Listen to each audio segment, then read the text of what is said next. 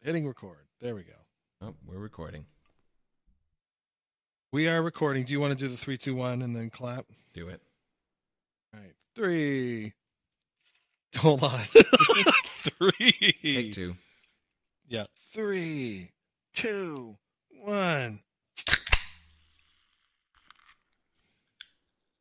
Oh, There it that was is. intense. That was very intense. You really let it ring through the mic on that one. Boo-boo-blue. Boop, boop, doo. I'm Joe Rogan, and this is my friend Joe Rogan. No. Uh, I'm Ryan. I'm Harland, We're the Dawdlers. and this is the Dawdlers Philosophy Podcast. Son of a gun of a. And we are here today to talk to you about very, very serious things. No. Well, I don't know. Maybe. We're a little bit discombobulated today, folks. Or folk. Or I don't know how to address. We have like 5 subscribers on YouTube, and they're like all our family members. Whatever, losers. Gotta start somewhere. Yeah, I'll so take it. we're all a little out of sorts, but we're gonna get into sorts of things um, today, and it's gonna be. I think it has the potential to be really, uh, you know, enlightening, and it can be a difficult subject at times, especially if you spring it on people, Harland. When you do, when we're all having conversation, you're like, nah, and we're all like, what the fuck, Um, but otherwise, and we're all used to you springing shit on us anyway. That's a common response to this memeplex. It's a very, it's well, what's worse is usually, we're talking about something, and you have this position, and we're like, God damn, this radical bitch, and like, then like we say something, and then you get us with this topic that we're about to talk about, and we're all like, we would tell you to get out, but back in the day, we'd have the thing at your house, so it was kind of, you know. That was awkward when I just had to go stand in the backyard while the rest of you used my kitchen and bathroom. Yeah. Well, your tomatoes looked great. All that tending to in the middle of the night. Um. Anyway, so uh, do you want me to introduce the topic, or should you introduce this topic? Well, I didn't know it was an option, but now I want to hear you do it. The topic is general semantics, people. All of a sudden, if you could hear like the feet running away, like scattering, like, oh no, not that one. Um, and it's a topic. It's an idea created by this guy by the name of Alfred Korzhybski, and he was, grew up and educated in Poland. Um, they seemed to be well educated. I think he's more. I mean, Harlan will fill in the blanks here, but um, sort of a science engineering type of guy.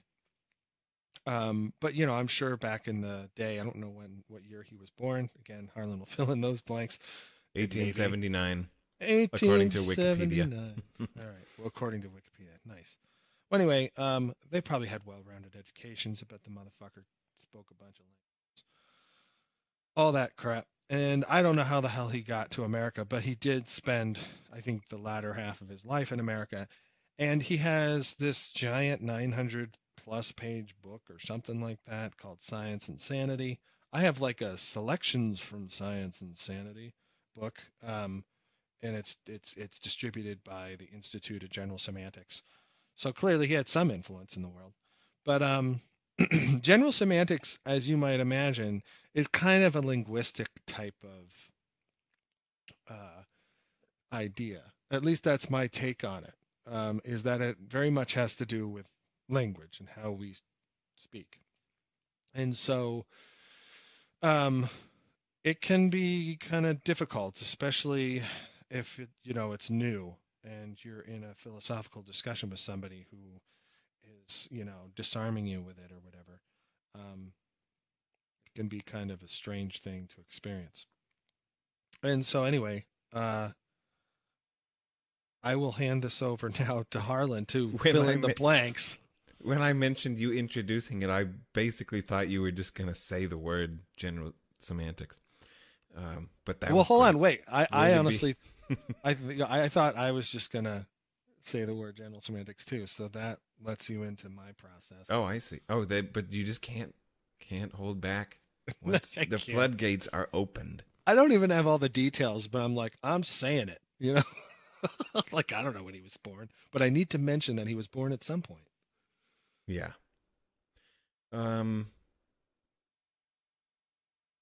Geez, can I find any gaps in what you just said?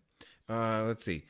So one thing I was going to say about it was, anyone who's listened to the Dawdlers Philosophy Podcast so far is already familiar with a few general semantics techniques, because I've been subtly sneaking this into my own speech patterns for a long time and attempting to persuade those in my immediate community to do so as well, and a few of them seem to have caught on. For example, you'll often hear us say something like Science 2018, and that kind of stuff is general semantics. You'll hear a whole lot of me making lists of approximately 3 items followed by the Latin phrase etc., or the Americanization etc. that sometimes happens. That's general semantics. Huh. When we say words in a silly tone of voice in the middle of a sentence, like emergence, when you stress certain words out of the rest of your sentence, to me that comes from general semantics. I still don't know if Korzybski literally invented this or only popularized it, but he was a big one in the spreading of the meme making air quotes. In his writing, he quoted lots of words, and in his speech, he would waggle his fingers in the air around particular words. So there are a few things about general semantics that have slipped out and into the broader zeitgeist. But in my opinion, this would be what I would nominate as the single most underappreciated set of ideas and book that I have yet encountered. It has had an influence, fair amount. Like Ryan mentioned, there are still, to this day, at least 2 in America, institutes of general semantics. I think one's in Texas and New York City. And they still have yearly meetings, and I think they still actively publish a journal called etc. But nevertheless, most people, in my experience, have never heard of it. I hadn't heard of it in my schooling. I had to discover it elsewhere from one of those dirty fringe heretics that we're not supposed to pay attention to. Robert Anton Wilson turned me on to it, and then I found that I quite like it, and have been trying to do my best to spread it around since, hence making a podcast episode on it. Is that a good place for me to jump in? When I be quiet for a minute, then often is an indicator that you are free to step in. If you have anything, if not, go back to it. Yeah, that's a good point. Do I have anything to say? Nothing so far has stood out to me. So snip, snip in the editing process. Nice. Maybe not.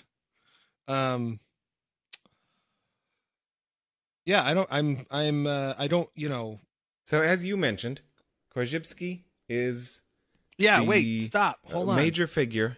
Wait. Yeah, what? What's up? Who is this guy? Alfred Korzhybski. Gotcha.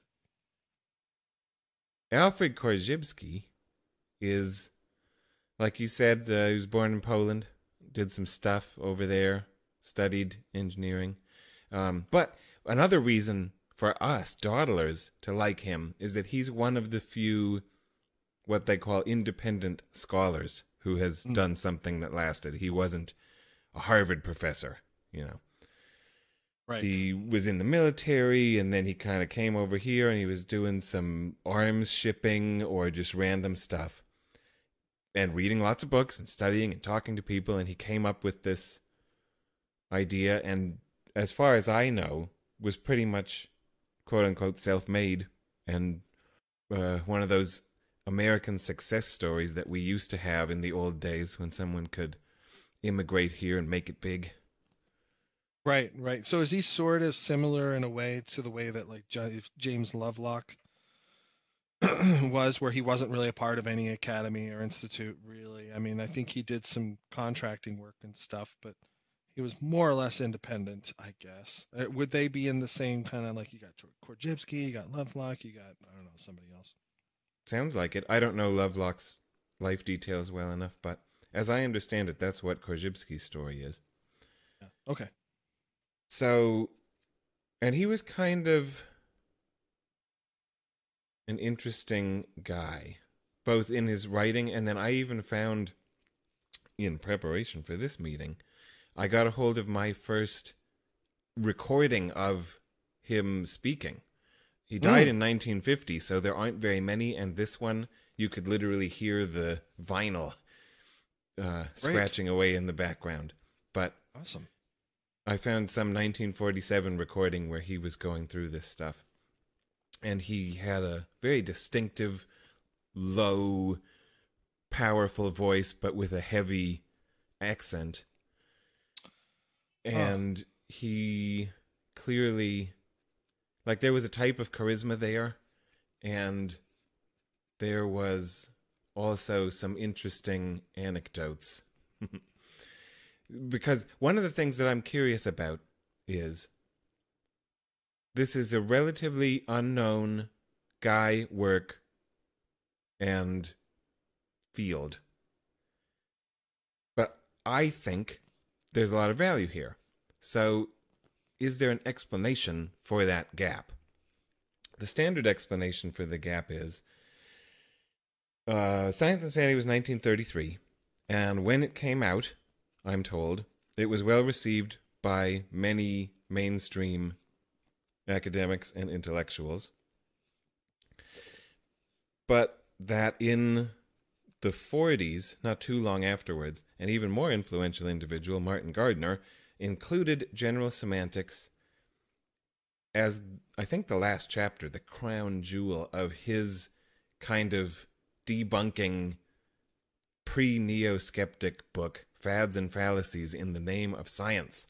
And he was denouncing General Semantics as quackery, because Korzybski himself perceived General Semantics to be a type of psychiatric treatment for various ills that he called unsanity, and that, you know, obviously he called his major work Science and Sanity, and he thought that he was applying the best science of his day to reformulate the structure of the English language so that it would create literally more sane, sober, successful human beings.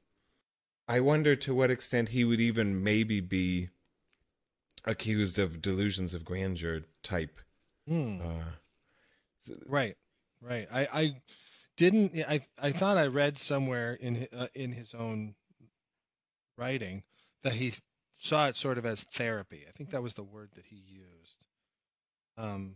Yeah, he used that word often. So my question is, and I should probably save this for later, but I'll fucking forget, is, you said something a second ago where you're like, he's trying to restructure English language or whatever so that people use it in a more sober, sane kind of way. Um, is it possible that he is sort of a unique individual with a particular kind of perspective, English likely not being his native language, Polish being probably the best candidate, um, and that gave him some insight as to, with all the reading that he was doing, all the research, um, that maybe he was kind of a special individual to be able to do this. Do you think at all? Because I mean, you've read it a lot more. You've gone to the lengths to get copies of his, you know, uh, recordings, his rare recordings. What do you think? I mean, do you think anyone could have come up with this idea and he just is the one to do it, or do you think he had any unique perspective that, just historically it's beneficial to him alone? I would say not only did he not have a unique perspective, but that this is to some extent a Darwin Wallace type scenario. Because at basically the same time, Sapir and Worf were coming out with their stuff. In the trajectory of those anthropologists through sociologists into linguists, starting with Franz Boas, or however you say that guy, and his student Edward Sapir and his student Benjamin Lee Whorf. That's all their work on what has now been labeled linguistic relativity. And most of the time, when I encounter that idea in the literature or in the culture, it's referred to as the Sapir-Whorf hypothesis, that your language can influence your perceptions, thoughts, and behavior. I prefer Korzybski's version, and I think that he did more to develop a system around it and some tools for dealing with what he saw as problems with English. Whereas Sapir and Whorf were more interested in cataloging, I think, facts. They weren't therapists. They didn't try to develop some system to fix it. So that's another interesting one to me. Why does no one mention Korzybski when we're talking about Sapir-Whorf? I don't know. But anyway, I don't think there are aspects in which he was not unique. Other people were even making similar claims at the same time. But they weren't developing entire non-Aristotelian systems. What the hell is non-Aristotelian? Give me some background, man. We will get there. I don't think Excellent. we should get there yet. I wanted to briefly retell a quick story that Korzybski told in this recording, and to indicate perhaps something about his personality. And I wonder if that explains in any degree why general semantics itself didn't take off. In this audio recording, he was telling a story about a 25-year-old student who came to a general semantics seminar. As is reported to Korzybski and then to me through him, this individual had migraine headaches their entire life. For 25 years, they'd basically always have a migraine. And as I was standing up there giving my speech on general semantics, of course I wasn't attempting to treat headaches in any way. I was just teaching people about extensional orientation and the other general semantic tools. And this guy comes up to me after the lecture and says, "Oh, Alfred, Al, you cured my headache. How is this possible?" And he said, "Oh, I don't know. That's an interesting little tidbit there. Of course, I'm using the tools of general semantics to alter your colloidal structures," or whatever his 1933 biology story of what's going on in the nervous system was. But then, so he cures guy's headache and they part. But then a few months later, the headache kid contacts him again and says, my migraines have come back. And Korzybski says, "Well, have you been practicing general semantics?"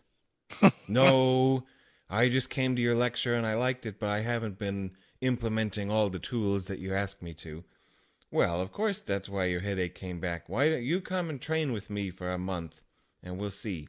And then the story goes that they did this intensive training in general semantics, and then the headache went away again, and then I talked to him 5 years later, and it had never come back, and so that this concentrating on various structural and grammatic facts about English apparently adjusts a person's nervous system and biophysiology to such extent that he can cure headaches. Quackery. And that's right. So that, to me, explains why someone might think that this person is a quack. And he has a little story that's in Science and Sanity about that I also find super dubious. He's like, I was on a ship and someone came into my quarters and I was going to teach them about general semantics, and I pulled out a chair to sit down in, and the little folding chair buckled as I was about to sit in it. But I did not fall to the floor, because wizards of general semantics are so wise in the ways of the uniqueness of every object and every event that I realize I'm not just sitting in a chair and it's going to support my weight, but rather every seating event is unique and different, and it could always fail. And since I'm so aware of the non-identity, and I'm so fully conditional, no one can pull the chair out from under me. Jesus. I find that kind of stuff to me indicates a quirky individual, perhaps. Perhaps. But go on. In my tradition, I think it's time to read a quote. Are we still near enough to beginning? Yeah. We got to alienate our 1.5 listeners. I guess it's 0.5 now. So this will kind of give you a taste. We'll finish up our taste of getting what Korzybski is like, and then we can, to some extent, forget the guy and get down to the ideas, because that's what we're about here anyways. Right? All right. So he's a very repetitive writer. One of the places where he kind of states the theme and general thrust of the whole work is this, quote, "The rest of this volume is devoted to showing that the common Aristotelian system and language which we inherited from our primitive ancestors differs entirely in structure from the well-known and established 1933 structure of the world, ourselves, and our nervous systems included. Such antiquated map language, by necessity, must lead us to semantic disasters, as it imposes and reflects its unnatural structure on the structure of our doctrines and institutions. This once understood, we shall see clearly that researches into the structure of language and adjustment of this structure to the structure of the world and ourselves, as given by science at a date, must lead to new language, new doctrines, institutions, etc., and may result in a new and saner civilization involving new semantic reactions, which may be called the scientific era." So that's what he thinks that he can bring about. He's like, we got all this primitive, mistaken, antiquated Aristotelian garbage that's become enmeshed with English over the years. But he's going to fix all of that for us and lead us into a new scientific era where everyone is sane. Nice.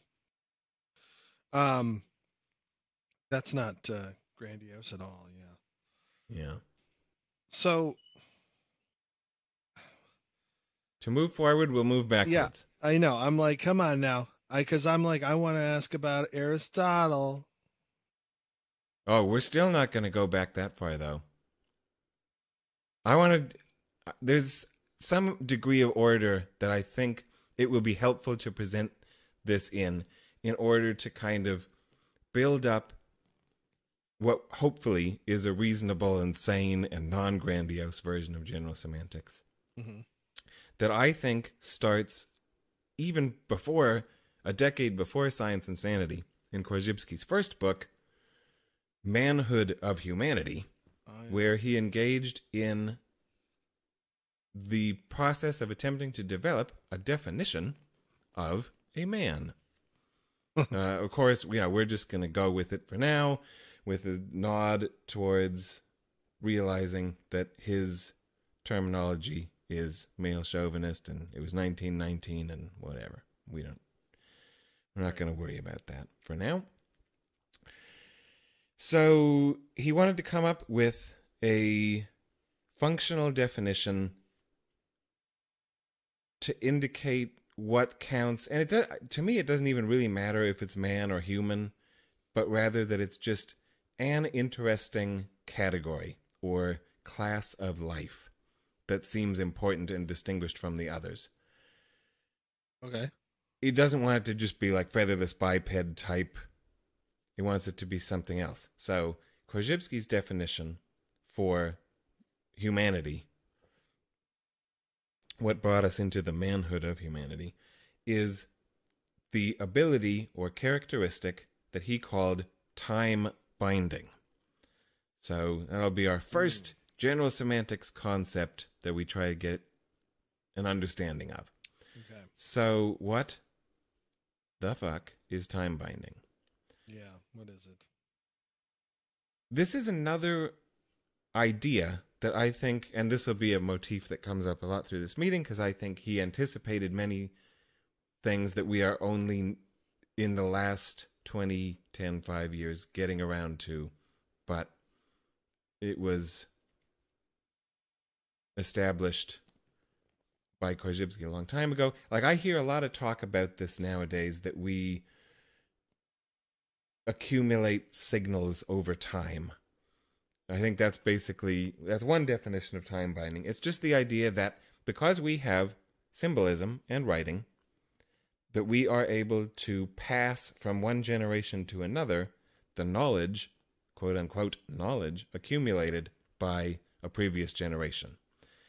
That's something that only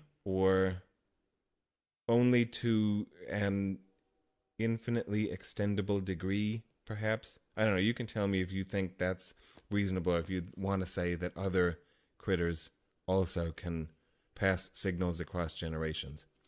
But that's something we're good at. Most other animals don't seem to be very good at.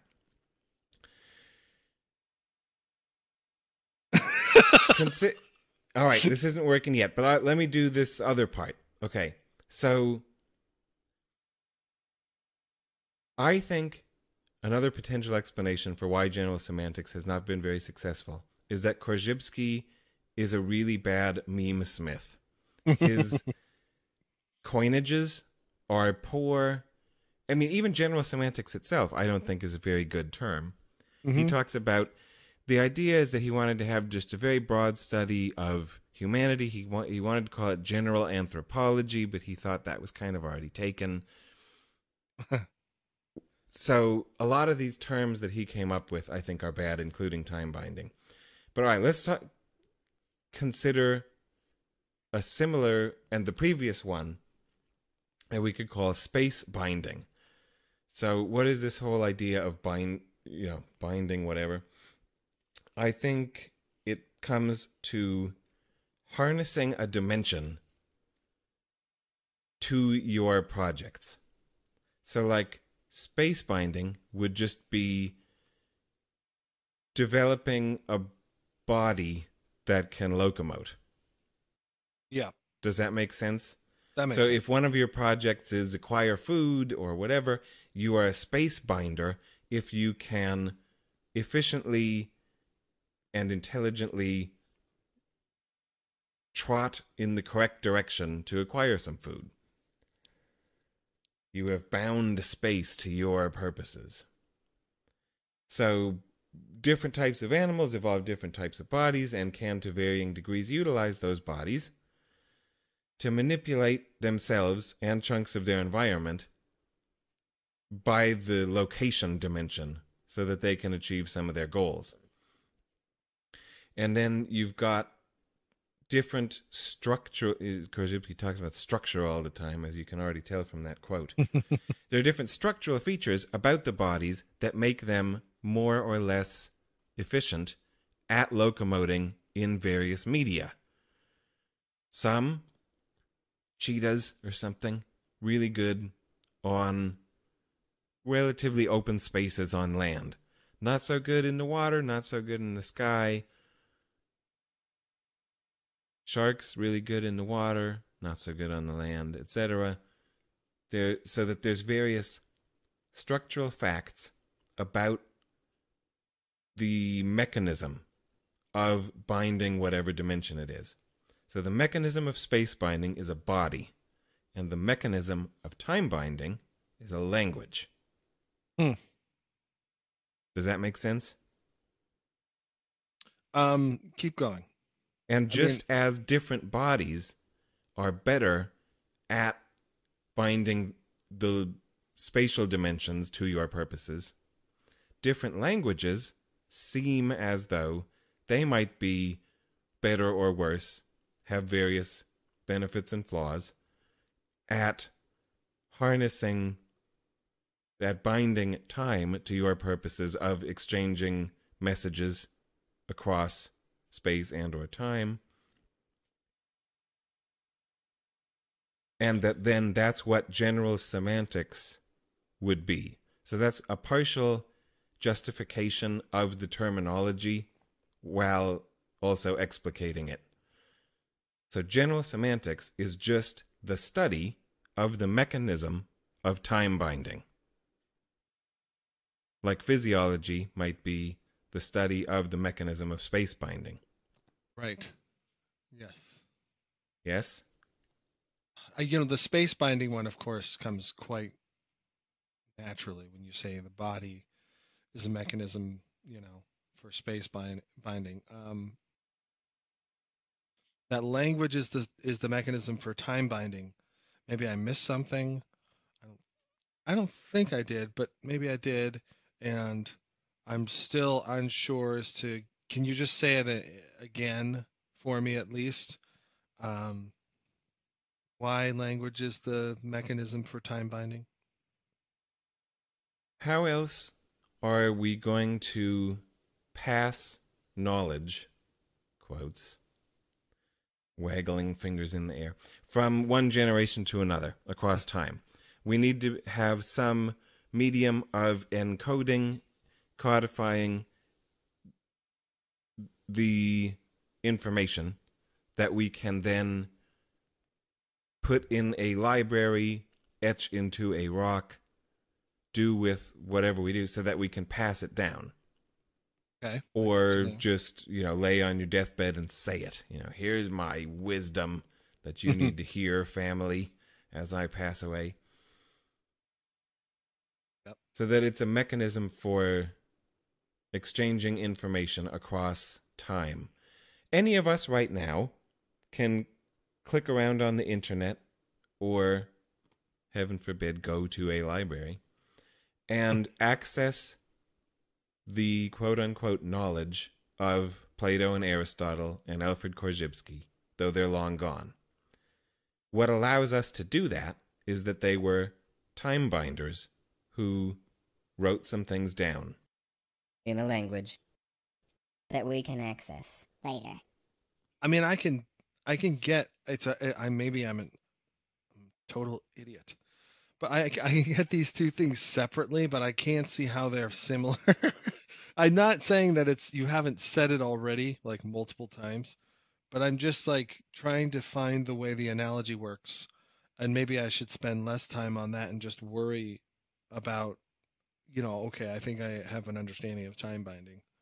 That's what I'll say. Okay, that's good. I think the point, and maybe it'll just come out better as we move on, but I'm just trying to say that these two things are similar in that they are both bindings, meaning harnessing a dimension and affordance, again to hearken to a previous episode, to harness a dimension to your purposes. And then each of them has a mechanism which facilitates the achievement of that project. And then as soon as you have a mechanism, you have a structured object of inquiry that we can look at the body or the language and say, what are some features of this body/language that make various activities more or less efficient? What can it do? What can't it do? What's it good at? What does it suck at? Let's look at the machine and reverse engineer it and figure out what it's doing and what it can do. All right. Well, all that makes sense to me. I just haven't had that aha in the comparison, but I don't know how necessary it is to have that aha.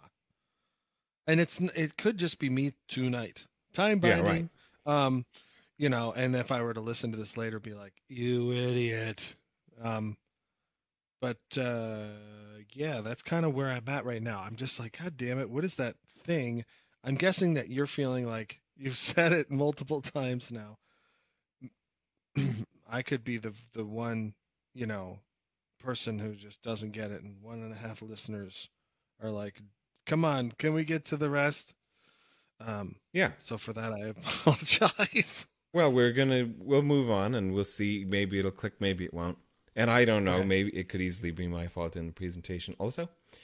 But that's where we're going to start. So we've got, as some of our concepts, these the binding and the whole time binding, and then that there's a mechanism that facilitates it, and general semantics is the study of the mechanism of time binding. So what else is it? And now we can finally, as you wanted to, we can dig back into the Greeks a bit and do some Aristotle we can contra Aristotle. So I think it's even the subtitle of Science and Sanity, right? A non-Aristotelian system. What the hell does that mean? Mm-hmm. So some of Korzybski's biggest influences include, well, for one, and that we've already talked about a little bit earlier, was Pavlov.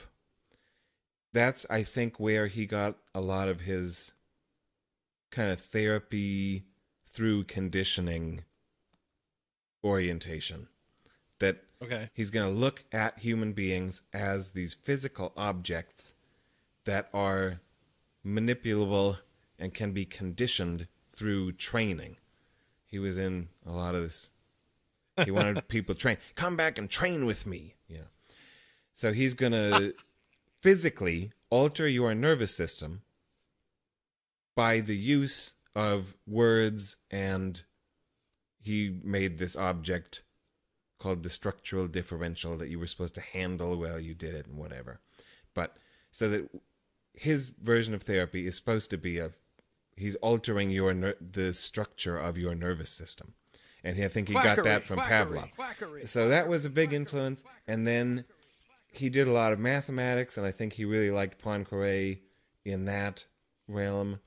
And for his metaphysics, he got a lot of that from Alfred North Whitehead, and where I think he picked up his influence of the whole organism as a whole, in environment as a whole, his holism, I think comes from Whitehead. But probably the person referenced most often in Science and Sanity is Einstein. Right. 1919 through 1933, right in the heyday of the appreciation of general and special relativity. They came out in what, like 1905 in the teens, through the teens, and then they started being influential through the 20s into the 30s, and they influenced Korzybski a lot, as well as a mathematician being aware of the, I really suck at the dates on this, but the non-Euclidean geometries, was that more like 1850s, 1870s? I don't know. But, so he was impressed by this pattern of movement in both mathematics and physics, where at some time you have a very particular system based on accepting certain laws or axioms, like Newtonian physics or Euclidean geometry, but that subsequent analysts can work on it, and through denying at least one or more of the axioms or laws, develop a broader system that is also consistent and which the previous set is a special case. That when we make a non-Euclidean geometry or a non-Newtonian physics, Euclidean geometry and Newtonian physics still work. They work on a restricted domain of cases, and they become a special case of the non-X version. If that makes sense. So, right. To make a non-Aristotelian system, Korzybski is looking at what are nowadays called the 3 laws of thought that we attribute primarily to Aristotle. The law of non-contradiction, the law of the excluded middle, and the law of identity.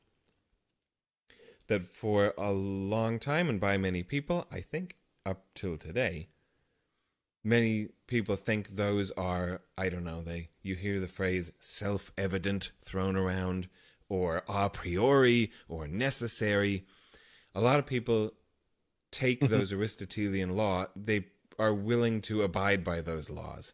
Korzybski was an outlaw, and he wanted to deny at least, I think he might have arguably denied all of them at various times. But the one that he concentrated on the most was the law of identity, which is often read simply, A is A. Korzybski comes along and says, what the fuck are you talking about? No, it's not. You philosopher, again, seeing himself as more as a scientist. Have we done that episode yet where we talk about the difference between science and philosophy? No. Not yet. So, Korzybski wants to make a non-Aristotelian system by denying the law of identity. Aristotelian logic, still totally great, acceptable. It's a fun game. It's a nice tool. It's a special case. And Korzybski thinks that we should develop a broader one because his primary argument against A is A is to be an empiricist, I think. He says, all right, you can stipulate that from your armchair, but I'd like you to show me a case. And if you cannot produce a case, then I'm not going to adopt A is A as a law or a necessary truth. It's just a game rule in a very particular and specific type of logic. But no one can produce an object that is self-similar. Everything in our experience is, according to this Einsteinian, Whiteheadian influenced individual, absolutely unique. Nothing exists in isolation, and nothing is the same as anything, including itself. You write it out on a piece of paper, literally. A is A. Well, those two things aren't the same. One is on the left, one is on the right. One was written before the second one was written. Those two things are different. Well, that's not what I meant. I mean that this A right here on the left is the same as itself. Oh, really? Some time has passed between when you pointed at it those two times. Maybe the ink has dried on the paper and some of it went through to the table and now it's made of different atoms. Whatever. I don't know. Korzybski thinks that a positive instance can't be empirically produced to back up the law of identity. And so he thinks that the negative premise, the word is not the thing, the map is not the territory, is a more certain starting point, more persuasive, more acceptable, wiser starting point to avoid this identification.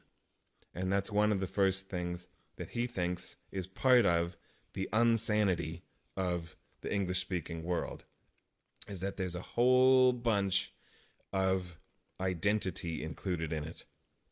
There's a whole bunch of is statements. And he's saying, stressing, claiming, no word is the object spoken about.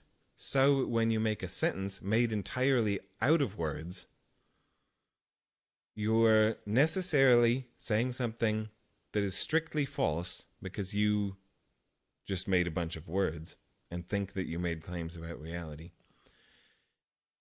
And that you can't ever say all about an object.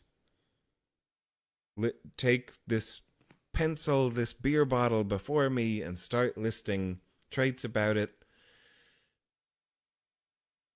Take it into the lecture hall and ask your 100 students, and they will come up with more things. No one can ever say all there is to say about an object, and empirically, we can't discover identity. Hence, non-Aristotelian system. Okay, so what pops up into my head when you are saying all those things is the law of identity, A is A, and all the little quirks about, well, you got this one's on the right, or atoms could have changed from the time that you wrote the A to the time that you pointed at it, or whatever. How is refuting that a part of a mechanism of time binding? What? Okay. Wait. If time binding if general semantics is the study of the mechanism of time binding, it's general semantics is a non-Aristotelian system, correct?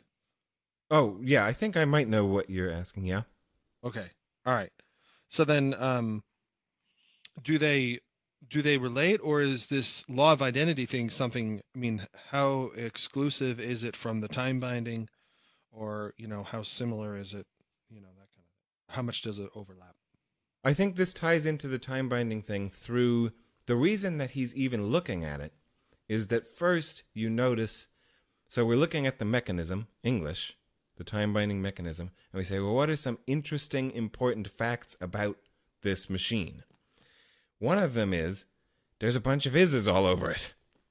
Mm-hmm. And where did that come from? Well, we think we can attribute it to this old-timey philosopher. Okay. Is there a good reason? Can we come up? Do we like that fact about English? Or is that something that maybe we want to improve? Okay. So then my question is... Does that answer the question? I think so. But it's like it's basically reverse engineering or whatever, I think. You've got a engine and you want to figure, okay, well, here's my machine and what is it for? It moves this car. And you look at some details about it and you say, oh, well, okay, here's this carburetor thing and it's doing this job. Is it good at that job? Why is it like it is? Could it be better? Should it be changed? So he looks at English and he sees all of these is's of identity all over it and notices, wait a minute, why do these English speakers keep walking around and saying that the map is the territory when it is obviously not? So I'm trying to say why and how this counts as the study of the mechanism of time binding. Because it's included in the study of English is noticing that there are a bunch of is's in it, and then normatively reasoning from there to, do we like that? Do we want to change it? Well, I guess that's what I was thinking was based on the idea of time binding and its knowledge preservation component. Wouldn't you want that? Like, wouldn't you want A to remain A as you traverse forward and you go, okay, well, You know, like it's an instance in time and you want that instance in time to be what it is so that you can go back to it and see how things changed? Or do I not get the definition of time binding still? And I thought I did, and I'm just like, that's if things are accumulating, do they not then stay in the bag? Like, or do they themselves change entirely? If we're time binding, I would think that you'd want to be able to say, well, maybe I have it the reverse or something, but, um, I get the notion that things change. That's actually that's like a really effective way to talk about it. You got one on the right, one on the left, or molecules could have changed or whatever. It's, the piece of paper's, has maybe space binding components to it or whatever. It's over here, then it's over there or something. I don't know. But when I'm just trying to see, like, maybe I don't understand time binding, but I'm trying to see, like, okay, how does it work in that way? And maybe that's, again, me just dribbling on here. Quick, steal the ball away from me and dunk it.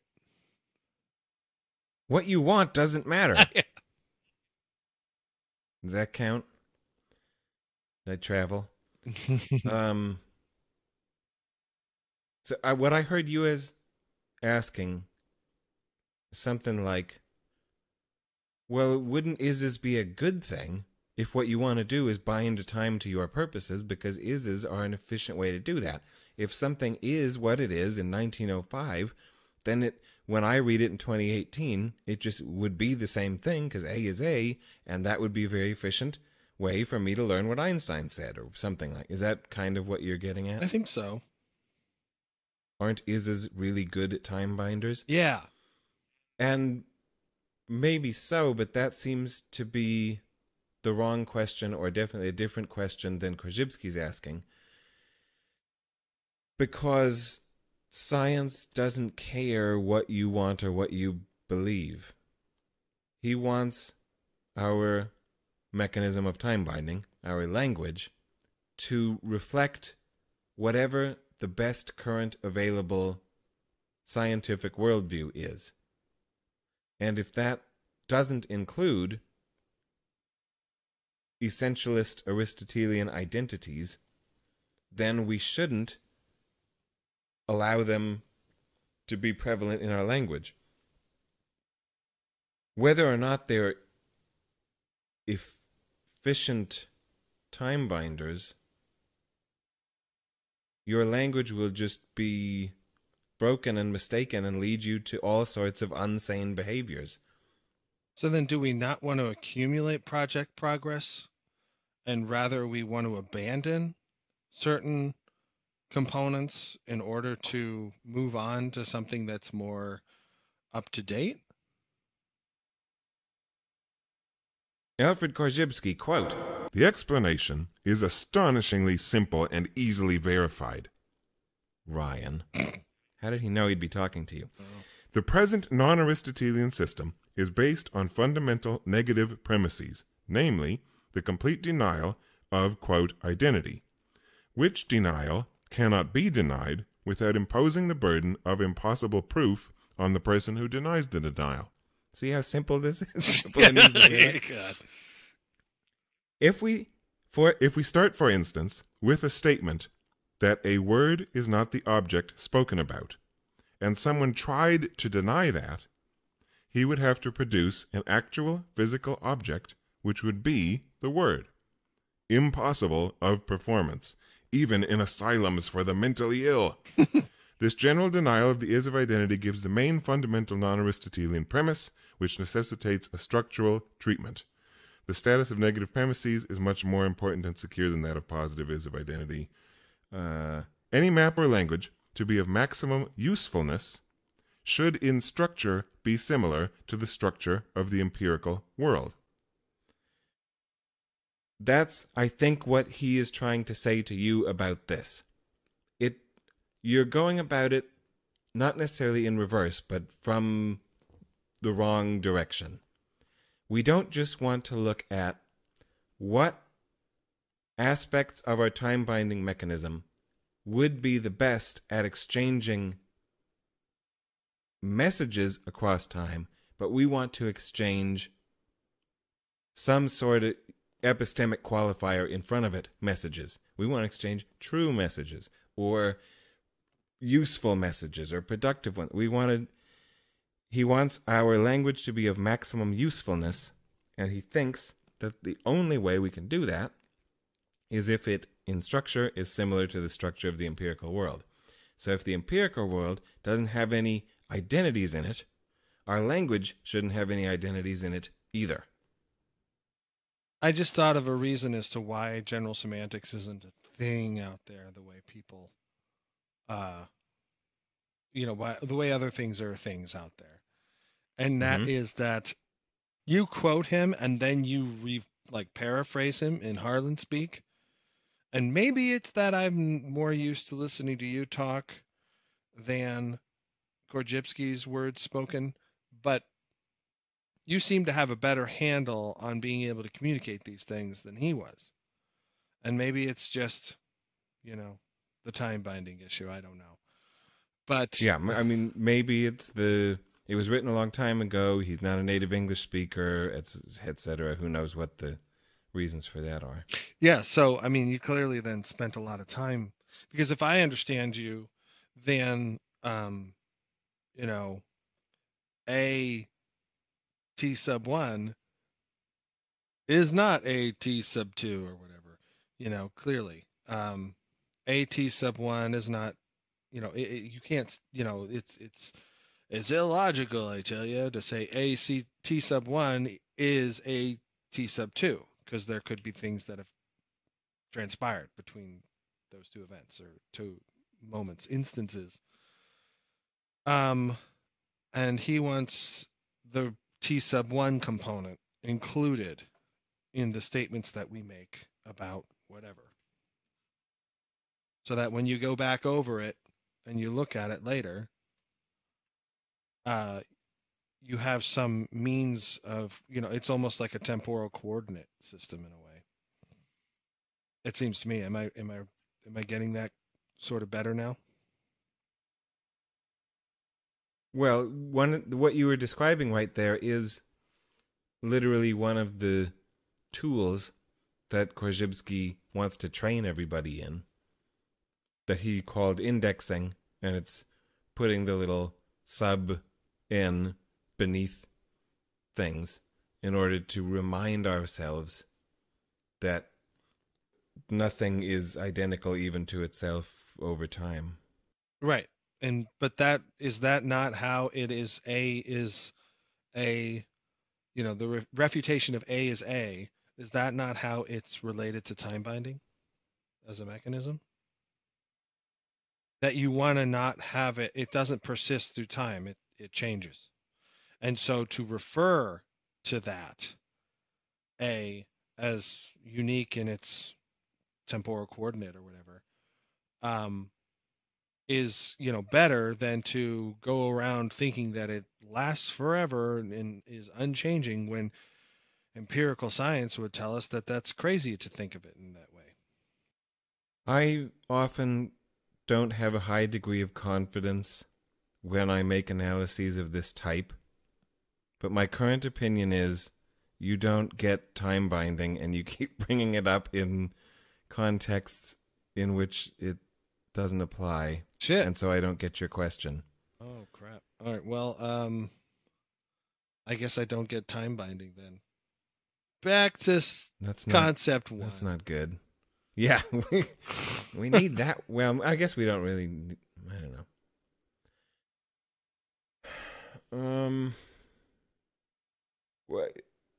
I don't think this is the important part of what you were saying, but one of the things that I thought you were getting at is the Korzybskian refutation of the law of identity is just that everything is supposed to be indexed.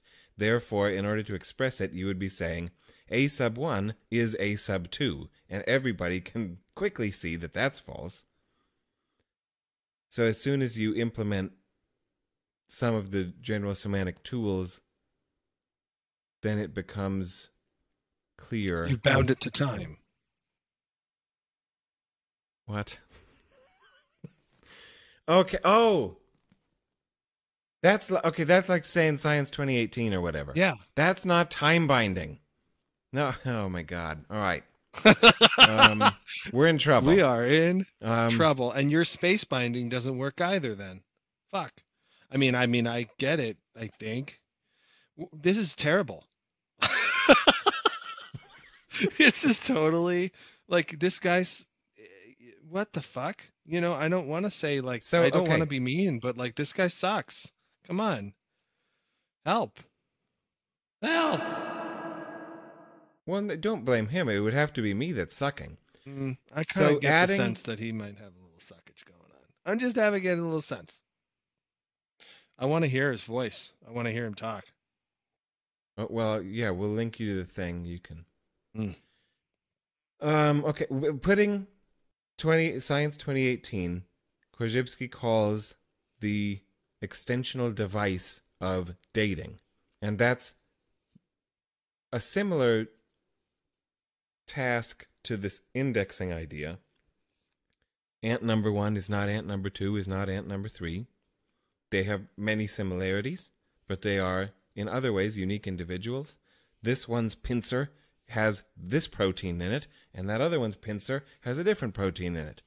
So even though they may be indistinguishable to you when you're in the lineup and you're asking which ant took your purse, but there's still, this one is under the number 1 and this one's under the number 3, and they are unique individuals. And so if we want to recognize that in our language, we might do well to add a little index behind each one. Dating is very similar. Science, to the extent that exists at all, it's a very high-level abstraction. That's another thing General Semantics cares about, is orders of abstracting. We'll see if we ever get to any of that stuff. But when we are evaluating claims, quote-unquote, scientifically, we only have access to the science at this date, and then, because of time binding, to previous dates, but in a different way and to a different degree. And we don't have much, if any, access to Science 2118. So it's a more absolutist statement if one simply claims that's unscientific, or something like that, right? Just period. Okay. Korzybski thinks it's a saner and more epistemically responsible behavior to say, well, as far as I know, that doesn't accord well with Science 2018, but we're well aware of any of us who have any degree of historicist leanings in us are aware that what the scientific community's consensuses are change over time.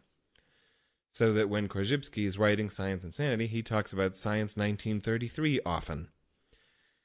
Because Science 1933 includes concepts that Science 2018 either doesn't include or doesn't much. Yeah, the standard examples being things like caloric fluid, ether, these other, the geocentric solar system, other things that at one point were considered scientific, no longer are. And I was saying this example, and I don't know because I don't know enough about Science 2018, but Korzybski talks a lot about colloids, and I guess that's a term from some biologist named Childs or something. Just do we care about colloids anymore? Colloids? I was gonna think what. Colloids. Sure, but I don't know. Okay, so that's also part of Science 2018. But anyway, that's the thing we can do. We can say, here's a concept.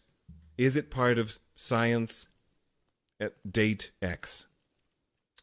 So that's okay. Another just device. I think I get it. You're talking about indexing. And that's so indexing and dating and whatever. And that is totally separate from time binding. When you say, according to Science 2018, blah, blah, blah, you are not, I mean, you are time binding because you're saying something in English.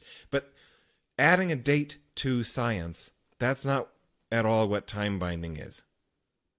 So what's the actual definition of time binding? Not not using space binding to help you, because it doesn't, in my opinion, in my experience so far. What is time binding itself without reference to anything else? According to the Institute of General Semantics website 2018, here's their definition of time binding. Or I guess, I don't know if it's a definition, but here's a paragraph that they wrote under the words time binding.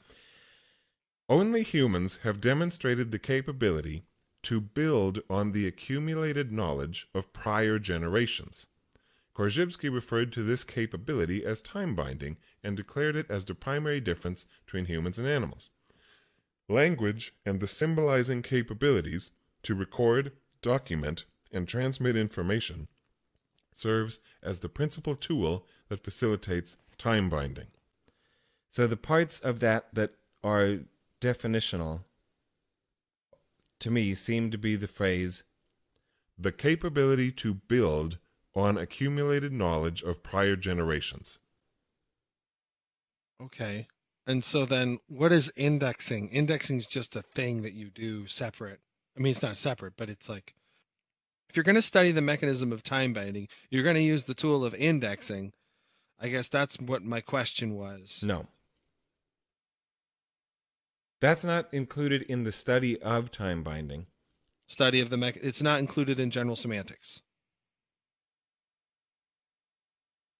Is it, I mean, how is it included in the study of the mechanism of time binding? I don't think it's included in the study. That's one of the tools for mitigating the insanity created by the current status of the mechanism of time binding called English. So what you get when you do the study of English is you notice factors about it like identification. The is of identification all over the place. Then Korzybski also includes in the practice of general semantics tools to help mitigate the problematic features of English. So if one agrees that identification is, number one, something English does a lot, number two, problematic and leads to insanity, then what are we going to do to try to fix that? And indexing is a tool to attempt to alleviate the insanity created by English having a prevalence of identification. Okay. So here's, I'll run another one of those. So you go look at English and you compare English to the science of some given date, because we want our language to reflect the best epistemic standards that are available. And Korzybski thinks that the best epistemic standards are contained in contemporary science at any given date.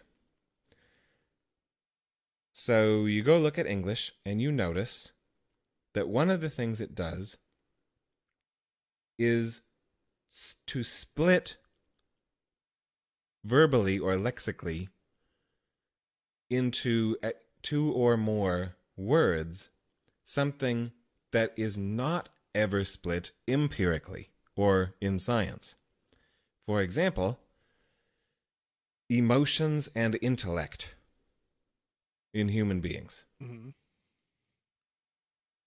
What science sees when you go out and behave and interact in your environment, you're interacting with an entire organism. You can't really address someone's emotions alone. They just say, respond to me emotionally with no intellectual input at all. We can kind of talk that way, but it's also kind of nutty to do it, right? There's no probably almost everything, if not everything, that is a human response includes some influence from what we call the emotions and some influence from what we call the intellect. But those are very distinct and separate terms in English. We have a word for them, and they supposedly refer to distinct concepts. And one might be fooled into thinking that they referred to unique features of our universe. That every human has an emotional module and an intellectual module or something, and they're always at war in there, and they want to take control, or who knows what. But Korzybski's saying, just because we have English words that are distinct and try to split nature along into those two camps, emotions and intellect, science doesn't see that. We just have in whole organisms, and they have responses, and we interact with them, and that we don't think. Korzybski thinks that Science 1933 doesn't think that you can split emotions and intellect, or, to use another simple example, space and time. Again, he was Einstein influenced, and we were in all of this Einstein-Minkowski space-time and developing mathematics that worked and all that way, and always included at least the 4 dimensions. We have English word for space and English word for time. Korzybski says, oh yeah, show me some space with 0 duration, or a duration with no extension. And since those are in the same way as show me something in complete isolation or something that's identical, you can't do it. His term for that is false to facts. You can't produce an instance. And if you can't produce an instance, well, then as a scientist, I don't buy it. Mm-hmm. And, again, to slam him for being a bad mimeticist, what he called that was elementalism. And I don't know really why or what his motivation to label it that way was. But he was saying English is an elementalistic language. English 1933. Which means oftentimes it splits verbally something that is not split in experience. Like emotions, intellect, space, time, mind, body. He has a bunch of examples. So that he notices that about English. He compares it to Science 1933. He says the English doesn't reflect science well, so we should fix that. Then he comes in with a tool that he thinks will mitigate the negative effects of that, that he just called hyphenation, and he made a bunch of hyphenated words that were unusual at the time and still are. Like, he always hyphenated the word psychology or psycho-logics. Yeah. He always hyphenated that. And he did that in other, space-time, it was always a hyphenated space-time. He didn't talk about space and time. Because he thinks that if we were to write, speak, and think with these hyphenated terms rather than the elementalistic split terms, that our language would more reflect the structure of our science, and we would therefore be more sane and develop saner institutions, and everything would be fixed and we'd be in a new era. So anyway, the point of running through that was for me to try to give another example that was like how indexing and dating are tools to mitigate the unsane institution of identification. Hyphenating is a tool to mitigate the unsane institution of elementalism. Okay.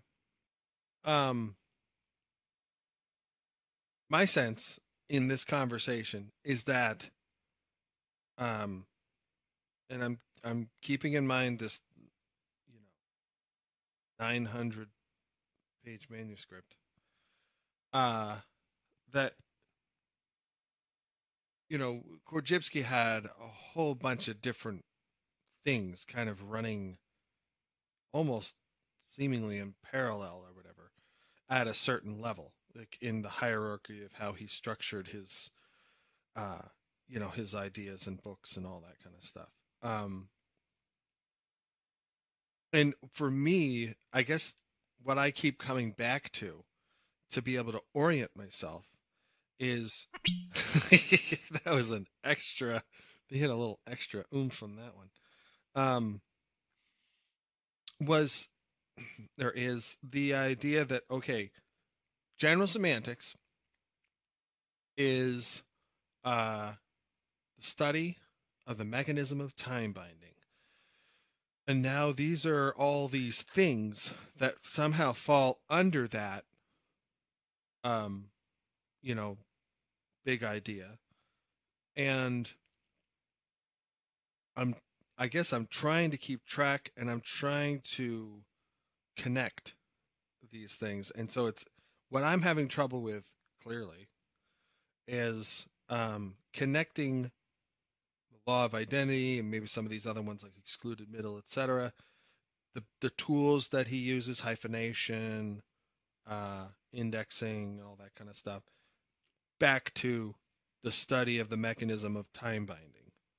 Time binding being something, I guess, with the capability to build on the accumulated knowledge of prior generations. Yep. Is of identity inhibits that capability? Let's add a word to our definition of general semantics and see if everything all falls out real quick and easy. General semantics is the study and improvement of the mechanism of time binding. The mechanism of time binding, in our case, being the English language.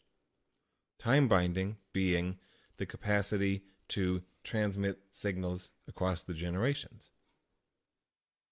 Improvement being reforming the mechanism to reflect the best current available arguments. And then whatever your epistemic gold medalist is. And for Korzybski, that was what he called science at any given date. And so general semantics wants to, one, look at English and see what English 1933, English 2018, see what it's like, what it's doing. How does this mechanism work? How does this machine work? What are some facts that we can notice about it? Then we go to Science 2018. And then we compare the two. And we say, all right, does our existing machine well accord with what our best available epistemology indicates? Where it doesn't, let us attempt to reform our language to accord with our science. Does that help? Yeah. So there's feedback between the two. The epistemology, which for Korzybski and others would be science, and the mechanism, which at this moment is English. And Yep. we want to make sure that they jibe. Right. And it could be anything else. Of course, we're, as English speakers, we're obsessing about English. Any natural language could fill that role, and maybe even some artificial languages could fill the role of the mechanism. There's a lot of different time-binding mechanisms. And there are, I don't know if I should say a lot, but there are multiple candidates for epistemic gold medalist. And one could still be a general semanticist as long as that was the general game they were playing. Give me a language, give me a set of arguments, and then let me see if the language well reflects structurally, is isomorphic to that which my epistemology indicates it ought to say. And then let's develop tools or alter the language to fit with the epistemology. And when he talked about the law, or talked about looking at this mechanism called English, he looked at its use of, say, this, Aristotelian idea called the law of identity, and said that doesn't help build on the accumulated knowledge that we have at this point. Correct? No. Oh, fuck. It's not that... Okay, so the first step was fine. You look at English and you notice that it has an Aristotelian tendency to identify a lot. But then you're not comparing that tendency to, would that be good at time binding? That's not what you... Remember, we're comparing the facts about the language to the science of a date. So you say, okay, English has identity in it. Does Science 1933 have identity in it? Nope. We need to change English to accord with science. So we're not asking, what do we think would be an efficient method of transferring signals over time? That's not the question. The question is, does our method of transferring signals over time well accord with our current best available arguments? If English has identity in it, but Science 1933 does not have identity in it, we need to reform English to take identity out.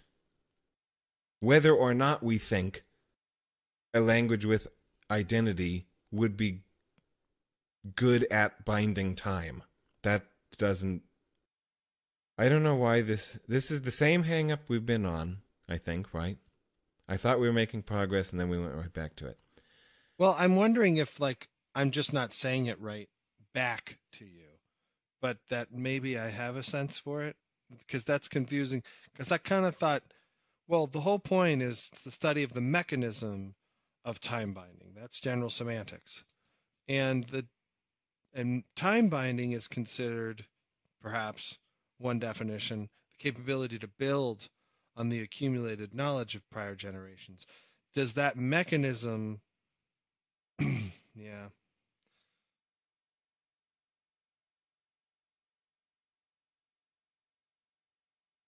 Study of the mechanism.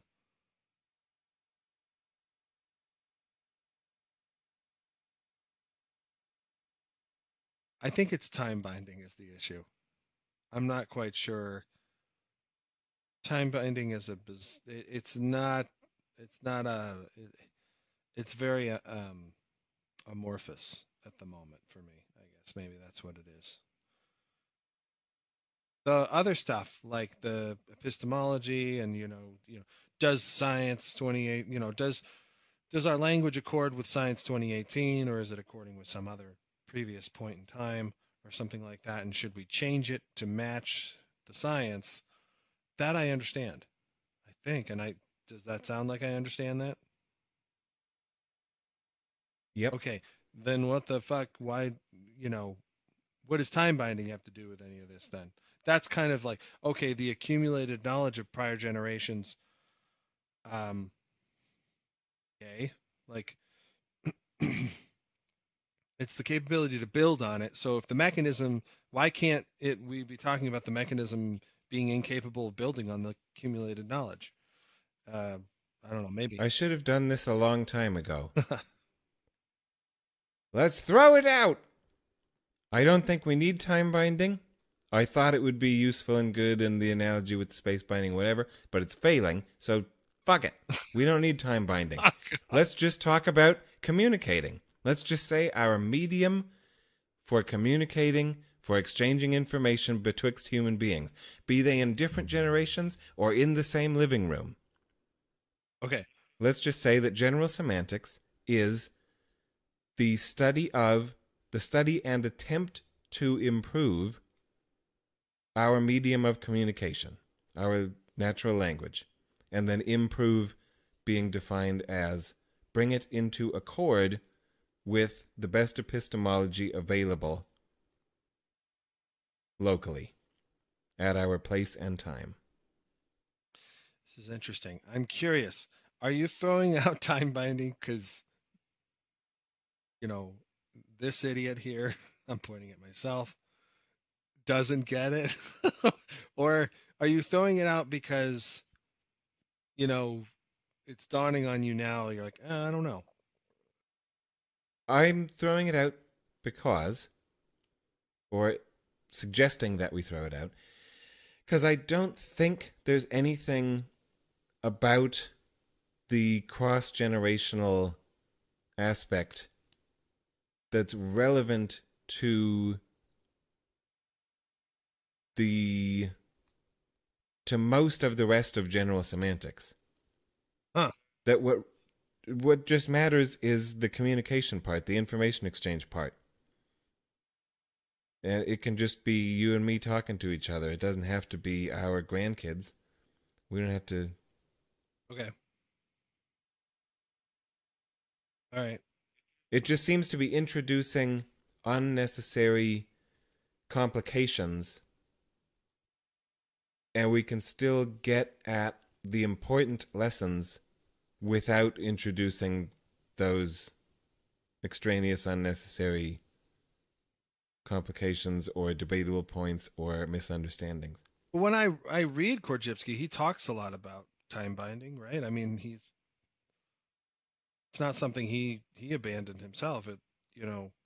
So I guess that's why I was thinking, oh, this time binding shit's fucking important. I better get it. Yeah, I think he thought it was important. But again, it's apparently just a shitty meme, and people have a really hard time with it. And I don't think we need it. All right. Well, you don't think right now that we need it, and that's enough for this conversation, I suppose. Well, I mean, does that help or make sense if you do agree for a moment? All right, fine, we'll just ditch time binding. I'm just like, what the fuck? And just talk about how we've got language here, we've got science here, and then we try to bring our language into accord with what science says we ought to, that we want to make their structures isomorphic. Yeah, because I mean, my understanding up to today, when we started talking about time binding, was and it'll become better for me as we continue to talk. But just that general semantics, as you said, is a means of improving our communication. I know you said probably more words than that, but that there are all these ways to do that, and one of those was, acknowledging that the identity stuff doesn't really make a whole lot of sense. Another one is that, the map is not the territory. So remember, you're saying words, you're not. I mean, this map is not the territory thing, I think, is applied in many other cases. Like, one of the things that's always mentioned, I think, we talked about climate last time. In climate science, a lot of people are like, hey man, the climate models aren't the climate thing that we're trying to talk about. They're always, saying you're in love with your model, and who knows what's going on. This is your model, these are the things you accounted for, but that is not the thing necessarily, whatever that is, that we're trying to figure out.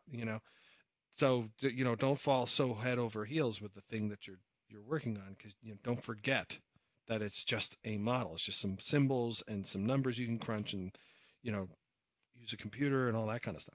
So that, to me, those things all seem like, oh yeah, means of communicating better. So then I'm like, I continue to not get time binding.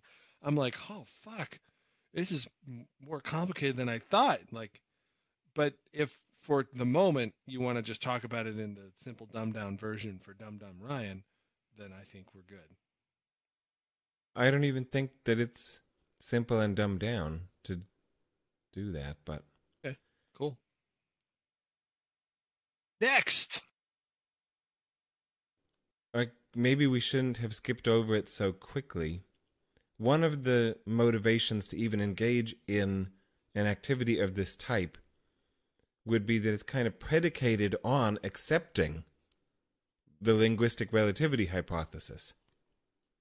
that we have deep suspicions that the language that we speak has an important influence on, in certain ways, to some extent, our thoughts and behaviors and maybe even perceptions. Because if we thought that it had literally no influence on our institutions, on our thoughts and behaviors, then I don't think general semantics would be important, or I don't know how it would be important. And I don't know if we should take that for granted or not. Maybe a separate episode to debate that. I don't know. Well, I mean, the thing that I think of right off the bat is, well, would there be a general semantics if this wasn't an issue? I mean, isn't that the idea that language influences how we behave, the thing that inspires something like general semantics in the first place? Well, I'm confused again. The opinion that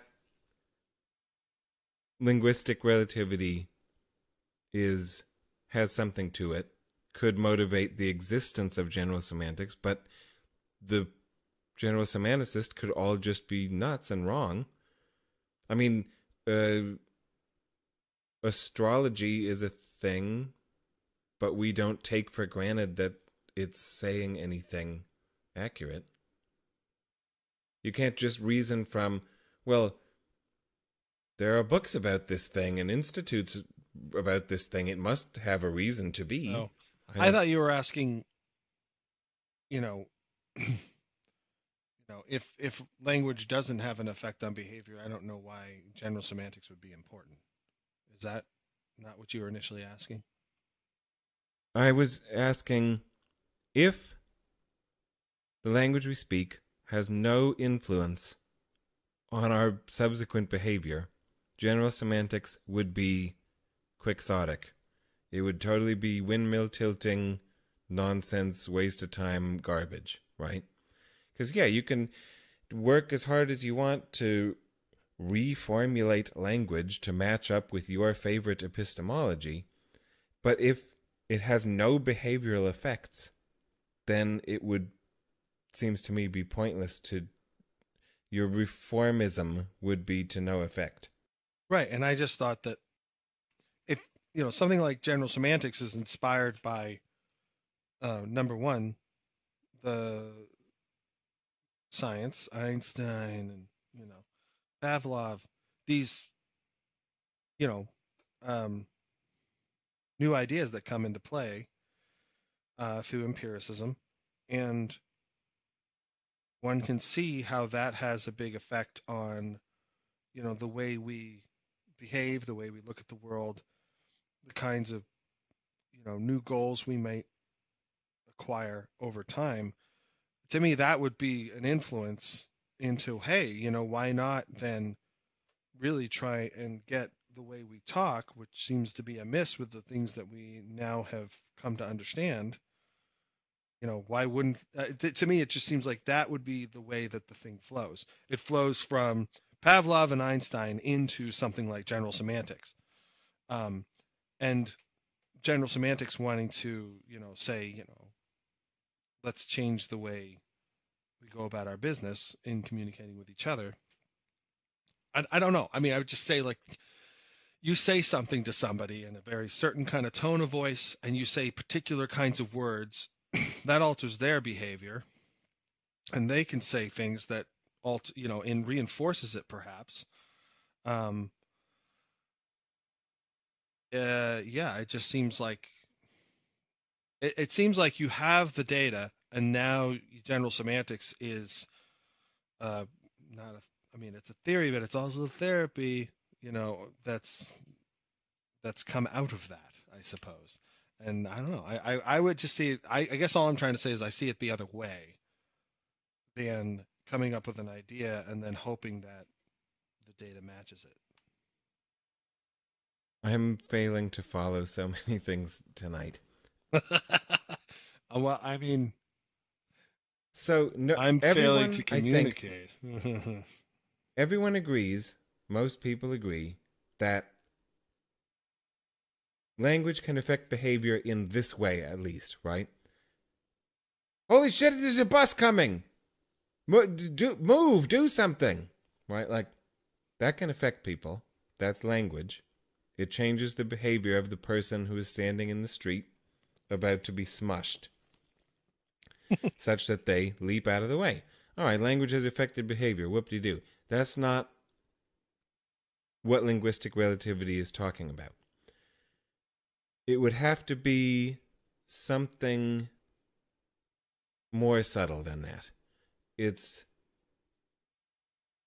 if there is a word for something in your language, if it's included in your lexicon, does that make a difference?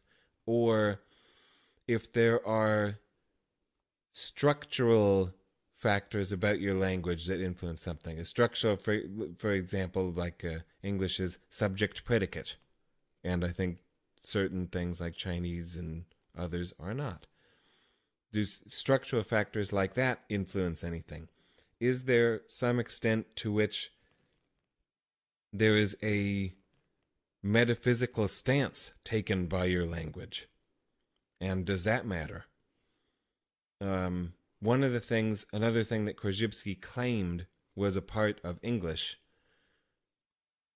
he called that it's an additive or plus metaphysics. That because we're subject predicate, we say things like, the grass is green, and when we do that, or the leaf is green, or whatever, that we first have the subject, and somehow this bare subject plays its role without certain or any properties, so that you can reference the leaf first and then add to it the property of greenness. So that there has to be some sort of Platonic or Aristotelian essentialist scholastic leaf that just is out there. And then we can talk about there's the essence and the accidents. Well, this leaf, it's a leaf essentially, but it's accidentally green. Later, the very same leaf identity will be brown or gold as fall comes, and then it will fall. So noticing those sorts of facts about our language, are there metaphysical commitments in it? And then do those, to some extent, influence our behaviors? Everybody knows you can say, Britney Spears is giving a free concert in the park, and there will be a stampede. Well, that's language affecting behavior, but not in this sense. Mm-hmm. Interesting. I'm not quite sure where to approach from. Because I'm not quite sure what I'm not sure what why is I guess I'm not sure. I understand the distinction. I don't understand the the worry or whatever, I guess. Why isn't there some general understanding that language affects behavior in one way? It would be affecting behavior in all the various ways. You tweak it a little here, tweak it a little there, it's going to affect the output. And that it's sensitive. Behavior is sensitive to the the linguistic objects and as to how they are arranged. Like I don't know. I guess I'm not quite. That's why I was thinking that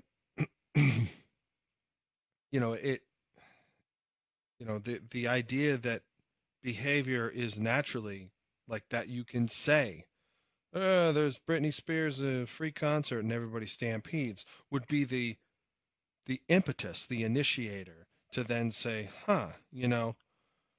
it looks like language has a big impact on people's behavior. What are the other ways that we can try and investigate language to see how it might be impacting behavior?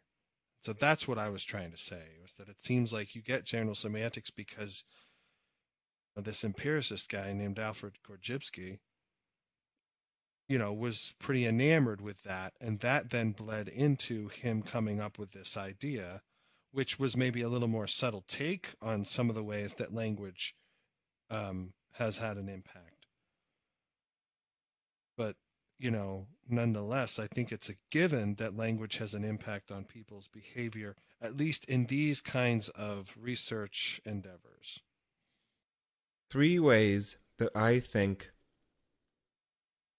we are reasons to worry about it. One of the questions that you asked, I think, somewhere earlier on in there was, all right, fine, even if we admit that language has impacts on behavior, why should we be concerned? No, why should we be concerned about whether or not general semantics has an influence on behavior? Because we already know that language has an influence on behavior. General semantics is taking a different approach. Maybe it's drilling down a little deeper beyond just the basic command structure and behavioral responses that occur. Why are we worried that that project wouldn't have an influence? I think the idea is that language already has an influence. Are you worried that the influence doesn't reach that certain level that Britney Spears is having a free concert in the park, guys, does? Is that what you're trying to say? That it's a dampened, there's just a buffer or whatever, and it just doesn't. You'll have to come up with your, I really like the way you title most of these episodes, and this one will have to have something to do with the comedy of errors and misunderstandings, and that there was, I don't, what movie was that? I think we have a failure to communicate, or whatever, that famous meme. Because no, that's not what I'm saying or asking, and I don't know why you're asking it. Well, this is the whole project, is it not? Do we not exemplify this whole the study of the mechanism of talking better? And how it's hard, apparently. Apparently. It could just be Dawdler's Philosophy Podcast, September, whatever the fuck, 2018. So what I heard you say was something like, all right, well, let's take for granted that language influences thought and behavior. Aren't we worried now that general semantics doesn't? And I'm like, what? No, that's not even one of the choices in the matrix. If we admit linguistic relativity, then it seems to be an entailment that general semantics would work, because general semantics is a linguistic reform movement, among other things. And if language influences thought and behavior, and then you have some movement that influences language, then through doing so, you will influence behavior. The question is, the debatable point is the first one. Do we, or to what extent do we, want to admit that the language we speak, or structural aspects of the language we speak, influence our behaviors? Uh-huh. And then I thought you were asking, okay, well, even why would we even bother to ask that question, or why would we be worried, or who cares, or why be concerned about the results of that one way or another? So were you saying that if English doesn't affect the way we behave, then general semantics is irrelevant? Yeah. But we just talked about how it affects the way we behave. That's where I was... we must be talking past each other, because I think it's pretty clear that you just demonstrated that it is. And so I'm not quite sure where the question comes from. Where are you going with this? What was your ultimate destination here? At some point in there, I was taking a step back from general semantics as a specific case of being a program to influence behavior through altering language, I was going to step back from that and say, well, do we even want to admit that the structure of our language influences our behavior? Because if not, then general semantics would be pointless. Okay. Why are you asking? Like, what? We are the indoctrinated. Why are you asking that question?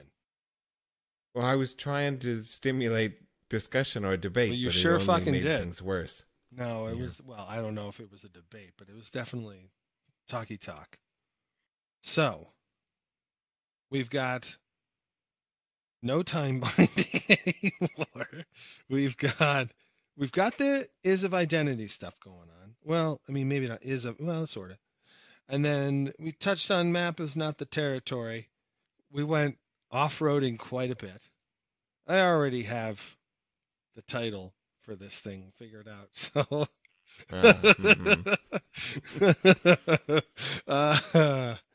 and you know, we have talked about some of the tools.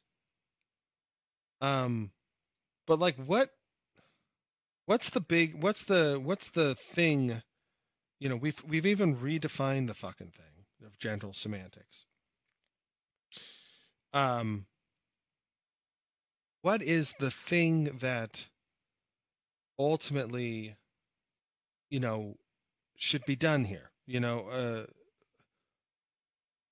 last time we talked about climate change, and well, we gotta, you know, cut our carbon emissions and all that kind of stuff because we have a good sense now of the idea that we're taking carbon that's in the long-term storage and we're putting it into this more short-term duration stores that are transferring it back and forth, and it's increasing the temperature of the earth because of the greenhouse effect based out of the carbon dioxide in the atmosphere. We're being relentless in those pursuits. We should actually slow that down and now deal with how we can mitigate this process. What's that for this? To stick in terms of the map territory metaphor, in part because that's the most famous meme that Korzybski got across the century to 2018. What is the job of a map? Like, what makes a good map? It doesn't even attempt to express all of the territory, then it wouldn't be helpful. A map is an intentional abstraction, but which features you choose to include in your map, which isomorphisms you attempt to reflect, constitute the pragmatic application of said map. Well, this one, I want to be able to select fishing spots in this lake. Well, I probably want a topographic map that indicates different depth, so that I can say, ooh, I want to go find this ledge over here, or, oh, I think there's probably going to be some current alterations here, and they feed at the current breaks, and I'm going to identify those by looking at this. So we have different projects, desires that we want to achieve, and we make maps to help guide us toward successfully achieving said projects. So if, in the analogy, map equals English and territory equals reality,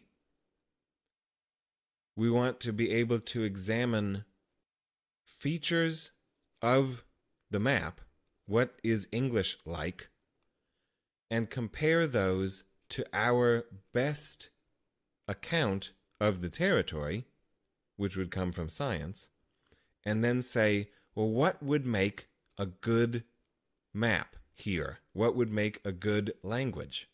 What do we want to do? What do we have reason to suspect the territory is like? And how can we make a good map of said territory.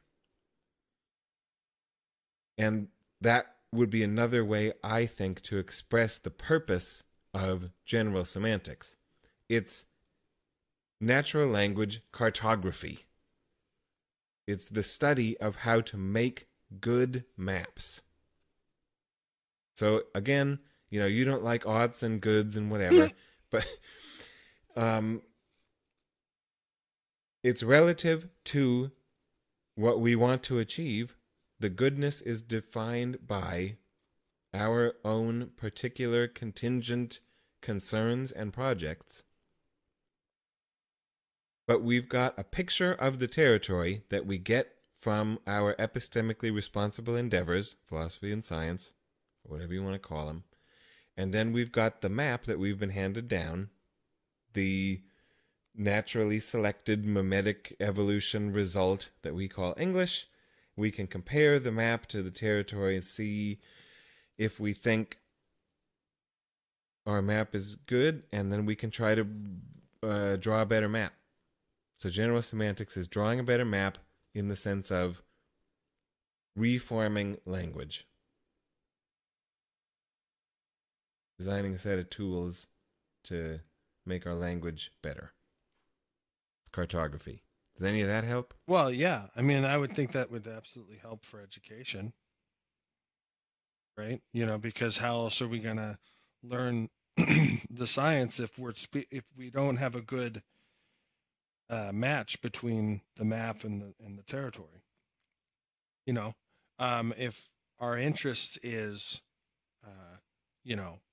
whatever the fishing analogy you had a little bit ago, if our interest is catching the good fish or whatever, but we're not incorporating features that help you do that, then it's going to be more up to chance. So I might use a certain way of phrasing things, and I'm just kind of saying, well, I hope he understands what I'm trying to say, because I haven't been specific enough, or I haven't been detailed enough in the way that I'm saying whatever it is I'm communicating. And that's what I would think, for our, even for educational purposes, when we're trying to communicate, for instance, the actual science to high schoolers, physics or whatever.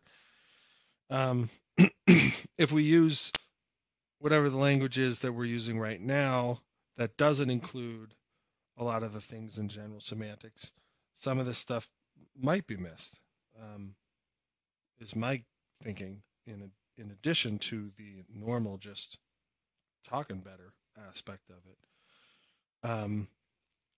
I wonder how much general semantics, if people applied that to their lives, would help them better understand or better understand how to make decisions about, say, voting, or maybe it would make communication between elected officials and the people that elected them and not elected them better, so that people had a better sense for what they actually really wanted to understand, or what they wanted to do in terms of a vote or whatever, rather than the taking advantage of word salad, which I think a lot of legalese tends to do. And if you ever looked at a ballot and you tried to figure out what was being said, if number one, if you don't know that particular way of talking, you might be in trouble. But also, I mean, if we're not all up to speed, then we might not have been practiced enough to appreciate specific things that may be said, or that could potentially be said. I don't know if we are still ships passing in the night on that one. I do think in a citizenry of trained general semanticists, the political advertisements and speeches and debates would go very differently. Yes. There's an element of responsibility. We talked in the past, a couple episodes ago, about epistemic responsibility. Would you say that there's an element of responsibility that, is kind of imbued in general semantics? Yep. I see the entire enterprise of the enemy skepticism stuff that we talked about, where the claim of one ought not assert knowledge claims if you are sensitive to argument and care about accurately reflecting your epistemic position, because everybody knows you might be mistaken about something. I think that I would see that entire enterprise as being a subtype of general semantics. It's asking people to change their linguistic behavior because of an epistemic result. Because I'm going to present you a complex of arguments whose conclusion is you should talk differently. Uh-huh. And that's in simple terms, that's basically what I see the purpose of general semantics as. Okay.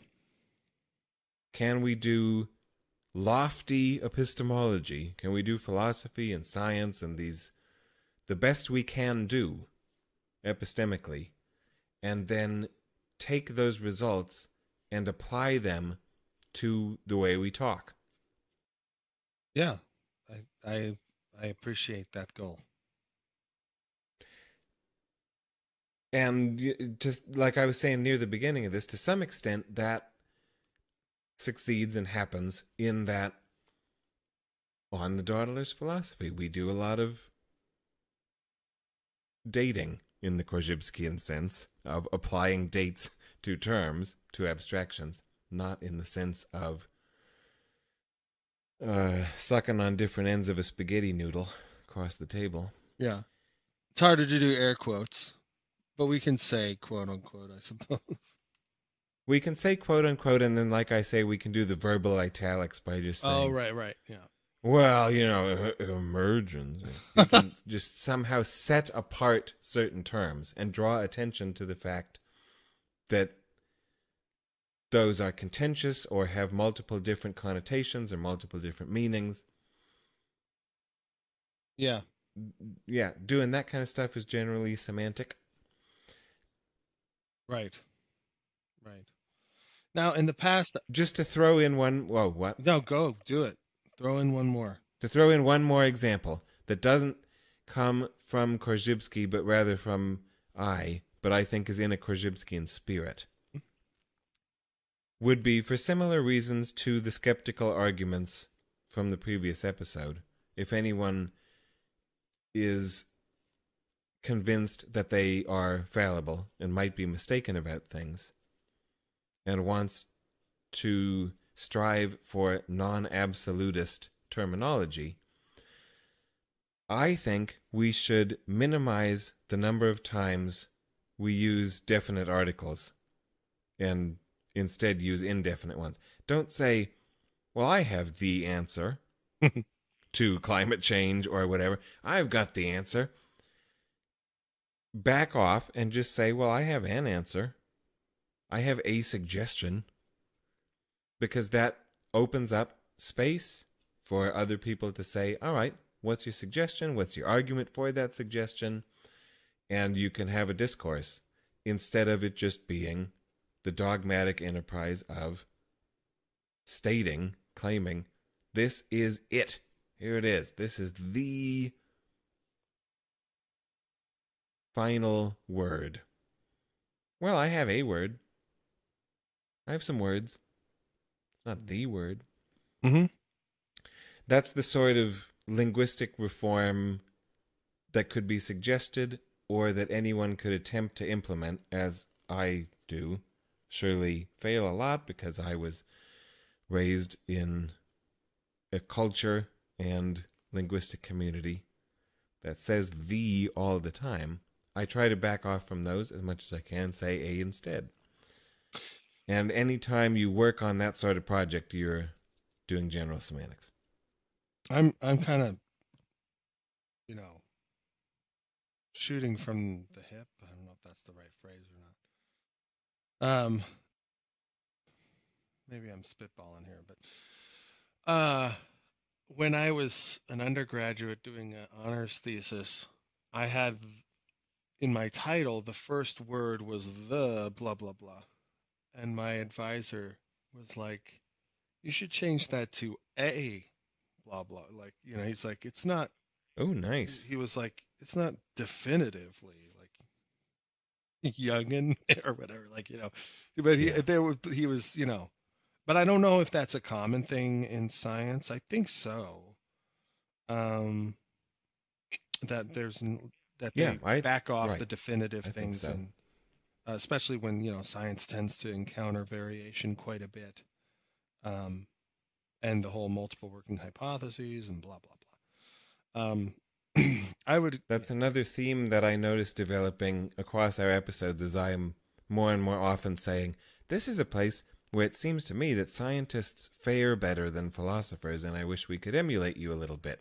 Philosophers instead say, here are the laws of thought, and everything must be accord with them, otherwise you're not even doing philosophy. And the scientist is over there saying, I don't know that you should say that. Here's some suggested ways to think, but the laws of thought, come on, kid. Yes. The laws of thought. Ta-ta-ta, putty-tat. I have to say something. I did. What? Yeah. We can't put with our rule. We after 2 hours, no new ideas. So, do you have anything to add on to what we've already said, sir? I think not. I'm ready to bail. I'm ready to bail. All right. Well, till next time, 1.5 listeners, we will be bringing you more content more of the time. Some content, some of the time. All the content, all of the time. All right. Beep, beep, beep.